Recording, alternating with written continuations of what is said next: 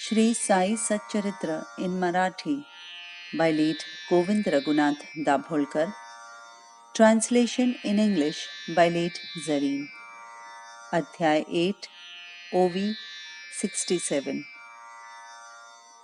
स्वस्वरूपाचे जे अभान ते अज्ञान निरसल्या वीण स्वयंकृतार्थ मानी जो आपण प्रतिबंध विलक्षण हा एक. Those unaware of their own real nature, if, without removing their ignorance, believe that they have achieved everything in life, then this is a tremendous obstacle to their spiritual progress. ज्ञान आणि अज्ञान दोन्ही हे विकार अविद्याजन्य, काटियाने काटा फेडून तैसी उडवून द्या दोन्ही. Knowledge and ignorance, both these elements are born of nescience. You should discard them just as one removes a thorn by means of another thorn. ज्ञानाने दूर करा अज्ञान, ज्ञानाज्ञानातीत होऊन निर्मळ स्वस्वरूपावस्थान, हे एक पर्यवसान नरजन्मा. Remove ignorance through knowledge. Go beyond both knowledge and ignorance. Reach the state of pure self-realization. This is the only goal for a human life. न करिता स्नेहाची रांगोळी, अज्ञानतमाची काजळी, मी मम या वातीची होळी, ज्ञान न पाजळी निजप्रभा. Pure knowledge will not shine lustrously unless the impure oil in the form of passion is exhausted, and the black soot in the form of ignorance and the wick in the form of ego is not destroyed. नरदेहगत जे जे कार्य असो निवार्य वा अनिवार्य, हे तो सर्व बुद्धी कर्तव्य निश्चय प्राय जाणावे.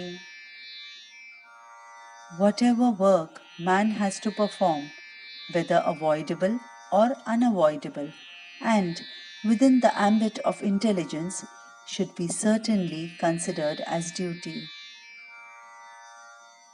नाही आपणा दुजे काम, स्वस्थ भोगावे ऐश्वर्य आराम, अथवा चिंतावे राम नाम, होऊ निष्काम निश्चिंत. If one does not have any other work, one should enjoy wealth and peace, or recite Ram Nam and be desireless and without worry. शरीरेंद्रिय मनबुद्धी यातो सर्व आत्म्याच्या उपाधी, इहीची आत्मा भोक्तृत्व आपादी, स्वयं अनादि अभोक्ता. The body, the sense organs, the mind and the intellect are all the hindrances of the Atma, that is, soul. But by means of these, the soul is able to fully experience this world or existence. The soul itself is unborn and unattached. आत्म्याचे भोक्तृत्व औपाधिक, स्वयं अभोक्ता स्वाभाविक, शास्त्र न्याय अन्वय व्यतिरेक, प्रमाण देखा ये अर्थी. Only outwardly the soul seems to enjoy, because by nature it is incapable of enjoyment. It is proved by the science of logic and by means of inferences, etc.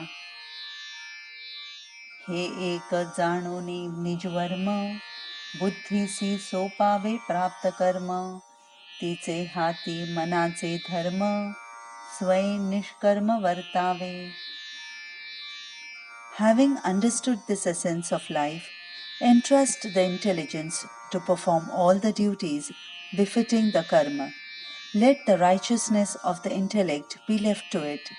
One should act without seeking the fruits of action. स्वधर्माचे अनुष्ठान, सदैव आत्मानात्मचिंतन, हेची नरजन्माचे पर्यवसान, समाधान स्वरूपी.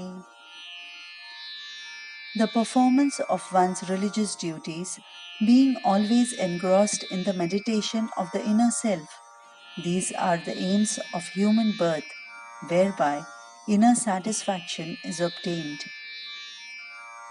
Nahi nardeha pari ana, chari purushartha sadhaya sadhana, jo nara abhyasa parayana, to narayana pada pave.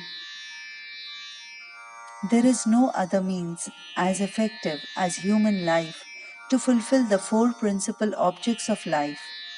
That man who practices these and becomes an expert will reach God.